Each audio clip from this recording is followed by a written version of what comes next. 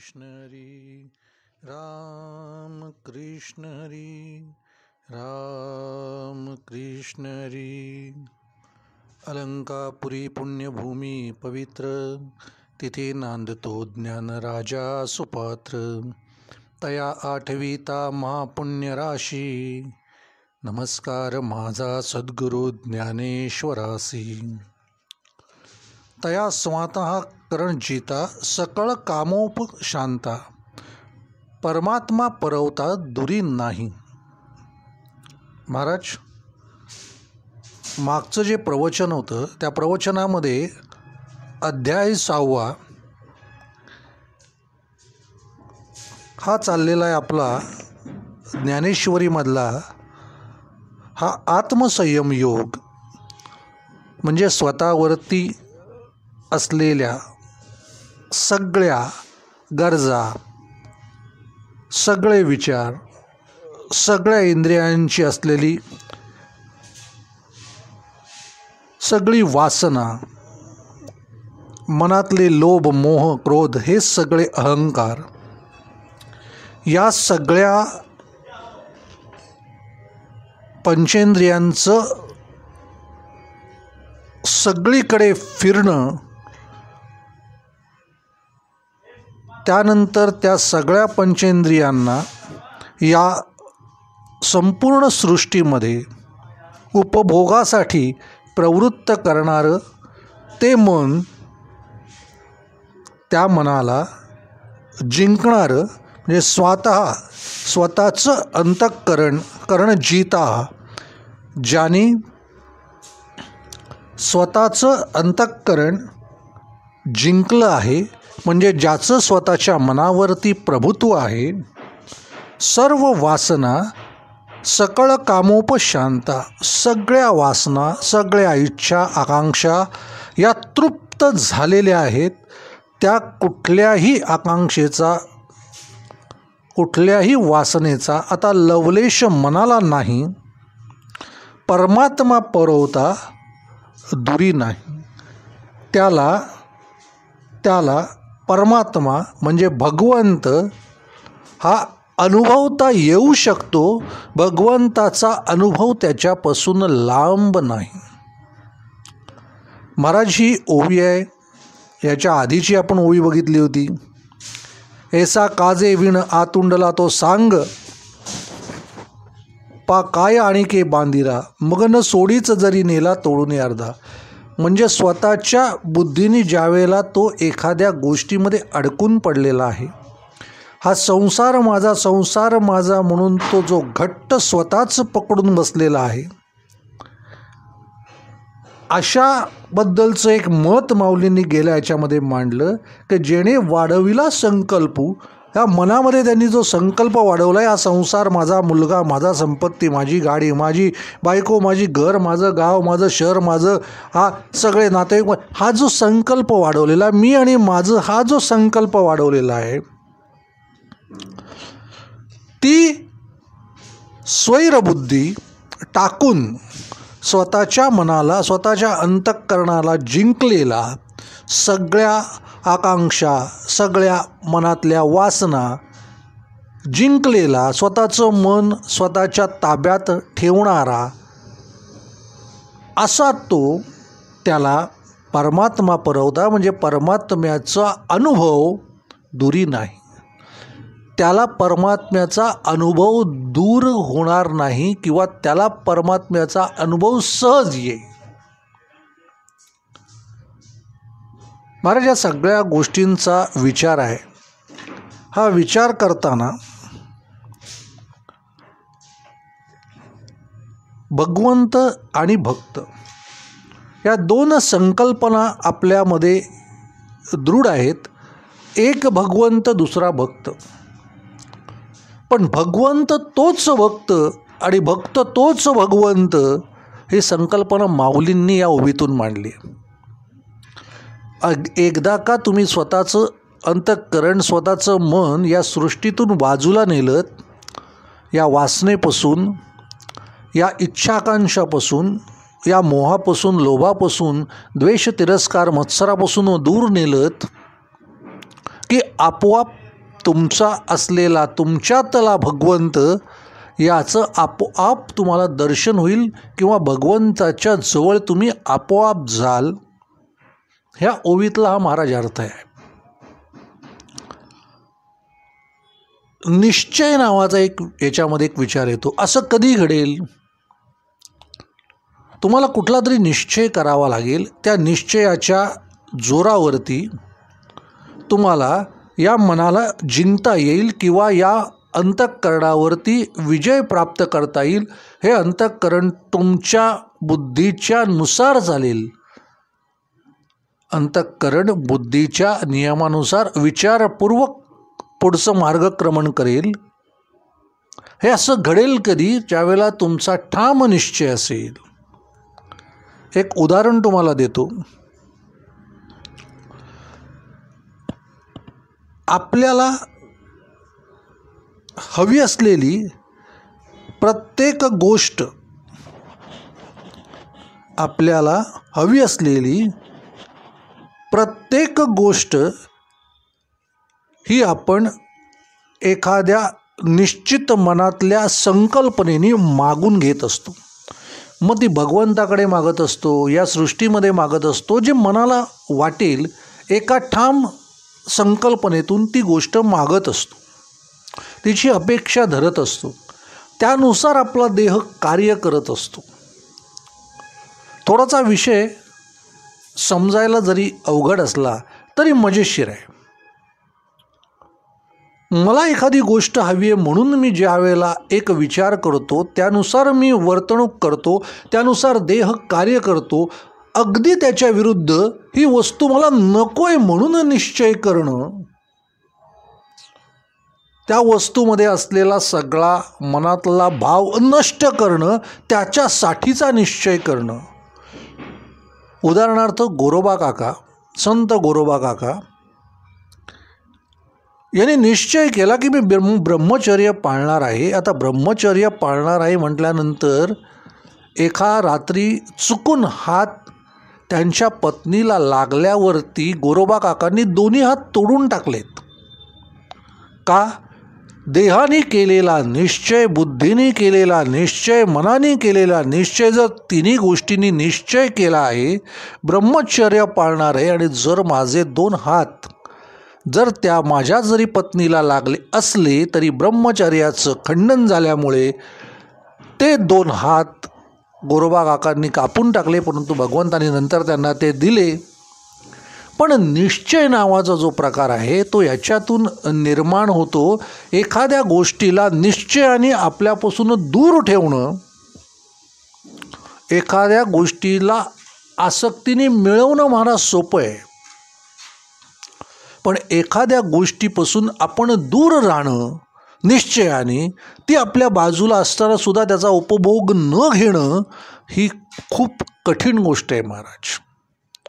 बरं, ते एकदा करायचं नाही, ते सातत्याने तुम्हाला त्या निश्चयावर ठाम राहायचं आहे. याच्यासाठी माऊलींनी शब्द वापरला आहे, स्वतः अंतःकरण जिता, ज्याने स्वतःचं अंतःकरण जिंकलेलं आहे, जो निश्चयावर ठाम आहे, परमार्थाच्या मार्गावर जो ठाम आहे, त्याला हा भगवंत परमात्मा लांब नाही. येत्या 2-3 दिवसामध्ये संक्रांत आहे, मकर संक्रांत आहे. योगायोगाने हा विषय आलेला आहे. आणि आता मकर संक्रांत म्हणजे नेमकं काय? मकर संक्रांती विषय या सणावारांसाठीचं महत्त्व म्हणा, या सणावारांमध्ये नक्की काय करायचं असतं, सणवार कशासाठी असतात, अध्यात्म आणि हे सण यांचं खरंच निश्चित काही एक रूप आहे का, त्यांचं काही एकमेकांशी नातं आहे का, याच्यामध्ये पुढची महाराज ओवी आहे. जैसा किडाळा दोषू जाये तरी पंधरे तेची होय, तैसे जीवा ब्रह्मत्व आहे संकल्प लोपी. किडाळा दोषू जाय म्हणजे एखादं सोनं ज्या वेळेला आपण तप्त करतो, अत्यंत तापवतो, त्यावेळेला त्याचं उरलेल्या त्यातल्या वाईट गोष्टी या जळून नष्ट होऊन जातात. फक्त सोनंच शिल्लक राहतं, तरी 15 ते शेवटला तेच शिल्लक राहतं. तैसे जीवा ब्रह्मत्व आहे संकल्प. एकदा का तुम्ही तप्त या निश्चयाच्या तप्त याच्यावरती तुमचा जीव एकदा तुम्ही ठेवलात का तुमच्या जीवामध्ये फक्त ब्रह्मत्व शिल्लक राहतं, संकल्पलोपी. एकदा सगळे संकल्प तुम्ही टाकून दिलेत. संकल्प याचा अर्थ या सृष्टीमध्ये असणाऱ्या देहाला लागणाऱ्या सगळ्या अही गोष्टी, यांच्याबद्दल असलेली आसक्ती, याच्याबद्दल असलेलं प्रेम, माया, ममत्व सहजगत्या दूर लोटणं, याला संकल्प. कोणताही संकल्प, कुठल्याही गोष्टीची इच्छाच मनात निर्माण न करणं हा संकल्प. कोणताच संकल्प करायचा नाही, हाच संकल्प. संकल्पलोपी, कुठलाही संकल्प मनात येणार नाही अशी अवस्था.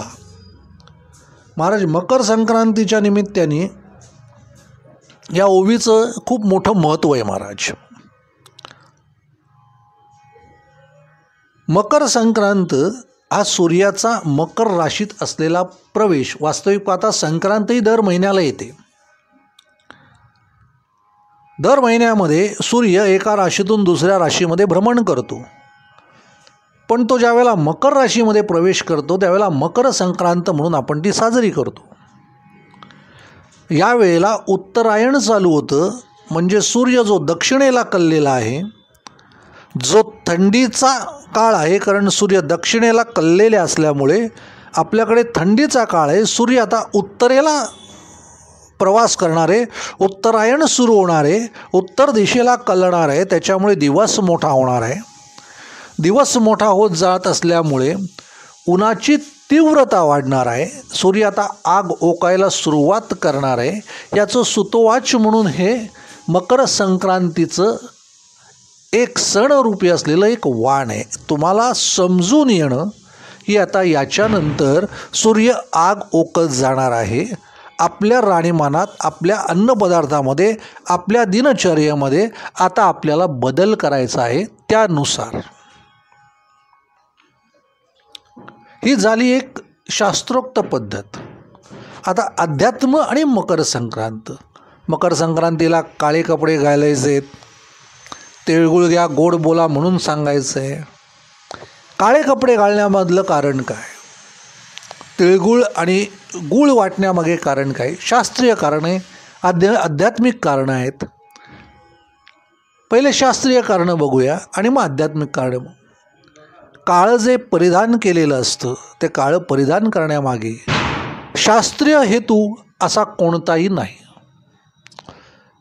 परंतु आध्यात्मिकदृष्ट्या निषिद्ध असलेला हा रंग त्याचाही सण असावा, त्यामुळे संक्रांतीला हा काळा रंग वापरण्याची जास्त पद्धत आहे. खोलात जाऊन जर विचार केला या सगळ्या गोष्टीचा की बाई संक्रांत म्हणजे मी केवळ काळे कपडे परिधान केले आणि मी लोकांकडे गेलो आणि त्यांना तिळगुळ दिला म्हणजे संक्रांत साजरी झाली असं नाही. काळे कपडे परिधान करण्यामागचं एक दुसरं कारण असं आहे की त्या रंगाला, त्या सगळ्या गोष्टींना शुभ कार्यामध्ये कुठेही महत्त्व नाही. काळ्या रंगाच्या कपड्यांना शुभ कार्यामध्ये निषिद्ध मानलं गेलेलं आहे. पण त्या काळ्या रंगाला सुद्धा मकर संक्रांतीसारख्या सणाला महत्त्व प्राप्त करून देण्यासाठी तोही आयुष्याचाच एक भाग आहे आणि त्या रंगाचा सुद्धा एक सण भगवंतांनी अशासाठी निर्माण केला आहे की त्याला सुद्धा त्या दिवशी महत्त्व प्राप्त झालं आहे. प्रत्येक रंगाला इतर वारी महत्त्व आहे, तसं काळ्या रंगाला मकर संक्रांतीला महत्त्व आहे.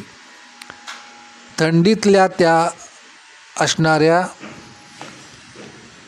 गारठ्याला काळा रंग परिधान केल्यानंतर काळं जास्त उष्णता ग्रहण करतं, म्हणून उन्हामध्ये ते घातल्यानंतर तुमच्या शरीराला जास्त उष्णता मिळावी हाही त्याचा मागचा एक उद्देश आहे. परंतु अध्यात्माचा जर विचार केला तर महाराज असं दिसतं, वाईट गोष्टींची असलेली ही एक मानसिक असलेली काळ्या रंगाची असलेली ही गोष्ट, ही द्वेषाची, तिरस्काराची ही झालर जी वर्षभर आपण घेऊन जगतोय, जो समोरच्याच्या बद्दल असलेला द्वेष, तिरस्कार, मोह, ह्या सगळे जे षड्रिपू घेऊन आपण जगतोय, ते काळे षड्रिपू समोरच्या शत्रूला तिळगुळ घ्या गोड बोला असं म्हणून त्या काळ्या रंगाबरोबर बाजूला टाकून द्यायचेत. काळं परिधान करायचंय, तिरस्कार, द्वेष त्या काळ्या रंगाला गुरफटायचं आहे. तुमच्यातले सगळे ते अवगुण त्या काळ्या रंगात उतरवायचेत. तिळगुळ घ्या गोड बोला म्हणून मागचे सगळे द्वेष, तिरस्कार, अहंकार, काम, क्रोध, लोभ, मोह हे सगळे त्या रंगाबरोबर टाकून द्यायचेत. समोरच्याला तिळगुळ घ्या गोड बोला म्हणून मागचे असलेले त्याच्यातले वाईट संबंध चांगले करायचेत आणि काळा रंग वाईट गोष्टी घेऊनच जाईल म्हणून परिधान करायचं आहे. हा अध्यात्माचा भाग आहे महाराज. मकर संक्रांत कोणताही सण ज्यावेळेला परंपरेप्रमाणे, प्रथेप्रमाणे ज्यावेळेला तुम्हाला साजरा करायला सांगितला जातो, त्याच्या मागच्या काही भावना या पारमार्थिक आध्यात्मिक महाराज अशा आहेत की त्या भावना तुमच्यातल्या असलेल्या व्यक्तीला दोषविरहित करण्यासाठी आहेत.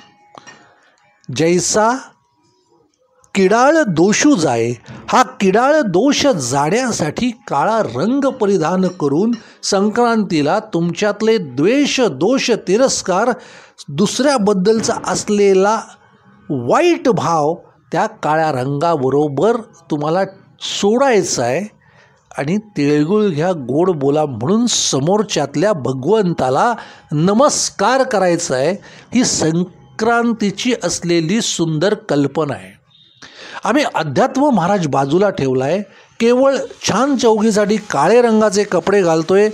तिळगुळ घ्या म्हणायच्या ऐवजी आम्ही हलवा देतोय, त्याच्यात तिळही नाही, गुळ नाही. मनाच्या असलेल्या केवळ औपचारिकता आणि करमणूक आणि सुंदर असलेलं स्वतःचं चित्रीकरण देहाचं करण्यासाठी म्हणूनच सण साजरा करण्याची आजकालची नवी फॅशन आहे महाराज. तुम्हाला महाराज आठवायचं आहे, तुम्हाला महाराज समजून यायचं आहे की माझा कोणाच्याबद्दलचा द्वेष माझ्या मनामध्ये आहे, तो देश या संक्रांतीला मला काढायचा आहे, तो तिरस्कार मला या मनातून काढून टाकायचा आहे. त्याच्यासाठी मकर संक्रांतीसारखा हा सण आहे. जैसा किडाळू दोषू जाय तरी पंधरे त्याची. तुमचं जर निखळ सोनं व्हायचं असेल, तुमचं मन निखळ सोन्यासारखं चमकावं असं तुम्हाला वाटत असेल तर माऊलींनी या उभेतून सांगितलं आहे तैसे जीवा ब्रह्मत्व आहे. तुमचा जीव ब्रह्मत्वाच्याकडे वळणार आहे. कधी तुमच्यातले हे किडाळ दोष जावेत म्हणून हे दोष घालवण्यासाठी मकर संक्रांतीचा महाराज सण आहे. आपण सुगडाचं पूजन केलं जातं, दुसऱ्याला ते वाण दिलं जातं. ते वाण याच्यासाठी द्यायचं आहे की त्या येणाऱ्या त्या स्त्रियांमध्ये आपापसात असलेला वैचारिक मतभेदांचा भाग तो देताना निघून जावा, रुसवे फुगवे निघून जावेत. या घरातलं सुगडं त्या घरात जावं, त्या घरातलं वाण या घरात यावं, चांगल्या मनाच्या गोष्टी त्या घरात जाव्यात, चांगल्या मनाच्या गोष्टी या घरात याव्यात. हा त्या सुगडं पूजनाचा एक भाग आहे महाराज. सगळ्यात महत्त्वाचा विषय मकर संक्रांतीचा तो म्हणजे सत्पात्री दान देणं. कुणाला तरी तुमच्यामध्ये असलेल्या चांगल्या संपत्तीचं, सोन्याचं, पैशाचं, जमिनीचं, गाईचं, ज्ञानाचं, चांगल्या विचारांचं हे दान महाराज द्यायचं आहे. समोरच्या व्यक्तीला दान देणं हा मकर संक्रांतीचा एक उद्देश आहे. एक कर्म आहे.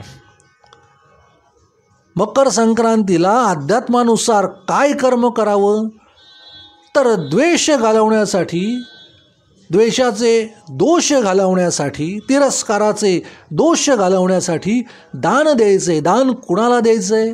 सत्पात्री दान द्यायचंय. अशा व्यक्तीला, अशा गोष्टीला दान द्यायचंय की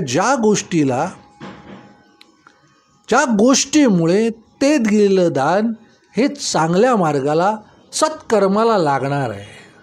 अशा व्यक्तीला ते दान द्यायचं आहे. मग दान काय द्यायचं आहे? तुम्ही सोनं देऊ शकता, तुम्ही जमीन देऊ शकता, तुम्ही पैसा देऊ शकता, तुम्ही चांगले विचार देऊ शकता, तुम्ही चांगली पुस्तकं देऊ शकता, तुम्ही चांगले कपडे देऊ शकता, कोणालाही देऊ शकता. फक्त दान सत्पात्री असावं, चांगल्या माणसालाच दिलं गेलं पाहिजे. कारण ते दान ज्या वेळेला ती व्यक्ती तुमच्याकडून घेऊन ती परमार्थामध्ये, सत्कर्मामध्ये ज्या वेळेला लावेल, त्यावेळेला त्यातल्या काही पुण्याचा अंश हा तुमच्या महाराज वाट्याला येणार आहे.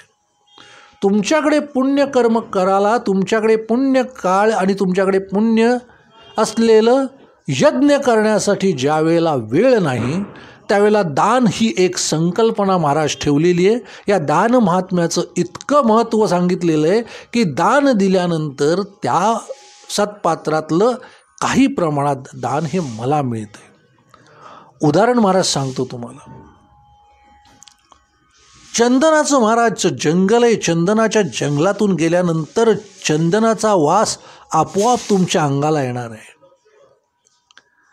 तुम्ही करत काहीच नाही आहात, पण त्या चंदनाच्या जंगलाचा स्वतःचा गुण आहे की तो तुम्हाला चंदनाच्या वासाने लिपित करून बाहेर पाठवणार आहे.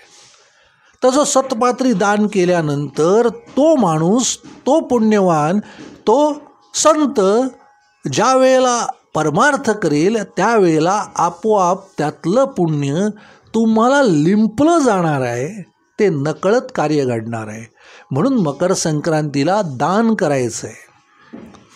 सत्पात्री चांगल्या माणसाला हे दान देणं हे मकर संक्रांतीचं एक विधायक कर्म आहे. ते केलं पाहिजे. महाराज दान करण्याच्या अनेक गोष्टी, अनेक कल्पना, अनेक विचार आहेत महाराज. एखाद्या व्यक्तीकडे काहीच नाही, पण महाराज मी दान कसलं करू? म्हटलं आई वडील आहेत ना, आहेत. काही वेळ, काही क्षण त्या आईवडिलांच्या सानिध्यात दे. तुझ्या आयुष्याचा काही काळ त्या आईवडिलांना दान दे. त्यांची सेवा करण्यामध्ये काही काळ दान दे, तरी पुण्यकर्म आहे. तरी त्या संक्रांतीला ते पुण्यकर्म आहे. म्हणून तिळगुळ द्या, तिळगुळ घ्या आणि गोडगोड बोला. हा तिळगुळ प्रत्येकाला द्यायचा आहे. तीळ हा स्टिग्नाउस म्हणजे तेलकटपणा शरीरामध्ये असलेला थोडासा वाढवण्यासाठी उपयुक्त आहे, गरज आहे. थंडीला त्याची गरज आहे. गुळ उष्ण आहे म्हणून गुळाची गरज आहे.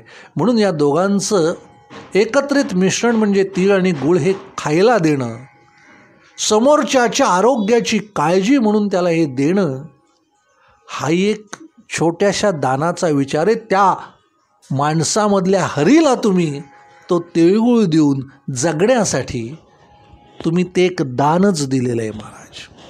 खूप मोठे विचार आहेत महाराज यामागे. आपल्याला त्या मकर संक्रांतीच्या त्या सणाचा उद्देश आणि कर्म माहीत नसल्यामुळे आपण केवळ कर्मणुकीसाठी सण साजरे करतो महाराज.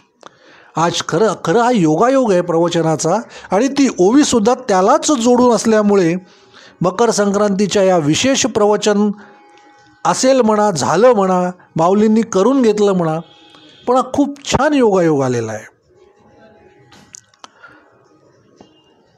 महाराज. याचा उपयोग काय, हा ज्या वेळेला प्रश्न येईल शेवटला की महाराज या सगळ्या गोष्टींचा उपयोग काय, महाराज एक लक्षात घ्या. तुमची वयात आलेली एक तरुण मुलगी ज्या वेळेला हे सगळे सण साजरे करेल, त्याचा उद्देश, त्याची कर्म ज्यावेळेला तिला समजतील त्यावेळेला ती तरुण मुलगी समाजात वावरताना प्रत्येक गोष्टीचा सारासार विचार करेल. जर मी काळे कपडे परिधान केलेले आहेत तर मला द्वेष सोडायचा आहे, हे जर तिला माहिती असेल तर निश्चित ती त्या तिरस्काराच्या द्वेषापासून आजच अलिप्त होईल. ती मुलगी तरुणपणामध्ये आलेली जर वाईट संगतीमध्ये जाणार असेल, वाईट विचारांच्या मध्ये जर तिला मार्गक्रमण करण्यासाठी म्हणून कोणी प्रवृत्त करणार असेल तर या द्वेषाचा, तिरस्काराचा केलेला लोप म्हणा, सोडून दिलेलं म्हणा, तिला त्या गोष्टीपासून परावृत्त करेल. तिच्या वाईट बघण्याच्या भूमिकेला खीळ बसेल. चांगलं तिच्याकडे बघण्याची संकल्पना आपोआप तिच्या आजूबाजूच्या लोकांमध्ये निर्माण होईल. समाज तुमच्या मुलीला सुरक्षित करेल. बघा विचार कसा आहे. विचार ज्या वेळेला घेऊन माणूस जातो, जसा विचार माणूस घेऊन जातो, तरुण मुलगी ज्या वेळेला तिच्या मनातले दोष काढून टाकेल त्यावेळेला आपोआप ती सत्मार्गावर जाईल. सत्कर्माच्याच मार्गावर जाण्यामुळे वाईट गोष्टींपासून आपोआप ती अलिप्त होईल, दूर होईल. कधी? ज्या वेळेला तिच्या मनातून ह्या सगळ्या द्वेषाच्या, तिरस्काराच्या, वाईटपणाच्या गोष्टी या संक्रांतीला निघून जाते. संगत, संस्कार आणि अनुकरण या सगळ्या गोष्टी त्या मुलीला या सणातून मिळत असतात. हीच मुलगी पुढे जाऊन संसार करणार असते. एक कुटुंब तिला निर्माण करून पुढे जगवायचं असतं. ते जगवण्यासाठीचं जे संस्कार, अनुकरण आणि याचा असलेला हा विचार हा तिला भविष्यामध्ये इतका उपयुक्त ठरतो. कुठल्याही प्रसंगामध्ये, कोणत्याही गोष्टीमध्ये, संसारामध्ये या मुलीला, जिच्यावर मकर संक्रांत कशासाठी साजरी करतात, कशी साजरी करतात, कोणतं कर्म करायला पाहिजे हे जिला कळलं आहे ना, ती मुलगी व्यभिचाराच्या मार्गावर कधीही पाऊल ठेवत नाही. कारण तिला त्या गोष्टीची कल्पना आलेली असते. कारण ती कल्पना तिला तिची संगत चांगली करण्यामध्ये उपयुक्त ठरते. संगत तिची चांगली व्हावी, संगतीला ती चांगल्या जणांच्या जावी. कारण तिळगुळ घ्या, गोड बोला हे संस्कारित घरातलं असलेलं सणाचं रूप आहे. ज्या वेळेला तुमची मुलगी हा सण साजरा करेल त्यावेळेला ती संस्कारित घरात जाऊन हा सण साजरा करेल. ज्या घरात सण टाळला गेलेला आहे, सण नाही, त्या घरात त्या सणाचे संस्कार नाहीत, ती संगत तिला नकोशी वाटेल. कधी ज्यावेळेला ती संस्कारित घरात सण साजरा करेल. ज्याची मुलगी तरुण वयात लग्नाला आलेली असताना वाईट संगतीत फिरते आहे हे ज्यावेळेला त्या आईबापाच्या कानावर येतं, ते दुःख जगातलं अतीव मोठं दुःख आहे महाराज. त्याला काहीही ते आईवडील करू शकत नाहीत. किती समजवलं तरी समजवता येत नाही, समजत नाही. संगत वाईट आहे महाराज. ही संगत सोडवण्याचं काम, मनातला किडाळ दोष टाकून देण्याचं काम, दूर लोटण्याचं काम, काळ्या रंगाबरोबर ते निघून जाण्याचं काम करण्याची पद्धत, हे संस्कार करण्याची पद्धत सण शिकवतात. म्हणून मकर संक्रांतीला त्या सणाचा उद्देश, त्या सणाचं कर्म केल्यावर आपोआप हे किडाळ दोष निघून जातात, म्हणून हा सण साजरा करायचा आहे. अनायसे सण समोर आहे. कुटुंबात उत्तम सण साजरा करा. सणाचं कर्म करा. द्वेष तिरस्कार कुणाच्याही मनात असतील त्याला ते समजावून सांगा, काढून टाका. नवीन नातं सुरू करा. नवीन विचार सुरू करा. असलेले रुसवे फुगवे बाजूला ठेवून नात्याला नवीन मार्गाने पुढे नेण्याचा प्रयत्न करा. आपल्या कुटुंबाला या सणाचा संस्कार करण्याची जबाबदारी ही तुमचीच आहे. तो संस्कार तुम्ही करा. समजावून सांगा. दान करा. जे शक्य असेल ते दान करा. उत्तम विचारांचं दान करा. हे विचार तुमच्याच पिढीला भविष्यात उत्तम परिस्थितीत जगण्यासाठी उपयुक्त ठरतील. महाराज आज 2च ओव्या झाल्या, पण असू द्या. मकर संक्रांतीनिमित्त हे विशेष प्रवचन झालं. माऊलींची इच्छा होती या संक्रांतीवर बोलावं, त्याप्रमाणे ते घडलं. त्याप्रमाणे ते आपल्यापुढे मांडलं गेलं. हा सण साजरा करा. चांगल्या विचारांचं दान करा. तिळगुळ या, गोडगोड बोला. या चांगल्या सोन्यासारख्या दिवशी उत्तम सणाचं आपल्याला उत्तम कर्म आपल्याकडनं घडो. उत्तम पुण्य आपल्याला सन्मार्गाने, सत्मार्गाने, सत्कर्माने, सत्पात्री दानाने लाभो, ही माऊलींच्या चरणी आशा व्यक्त करतो. आजचं प्रवचन तुर्तास इथेच थांबवतो. पुढच्या प्रवचनात आपण नक्की भेटू. तोपर्यंत राम कृष्ण हरी, राम कृष्ण हरी, राम कृष्ण हरी.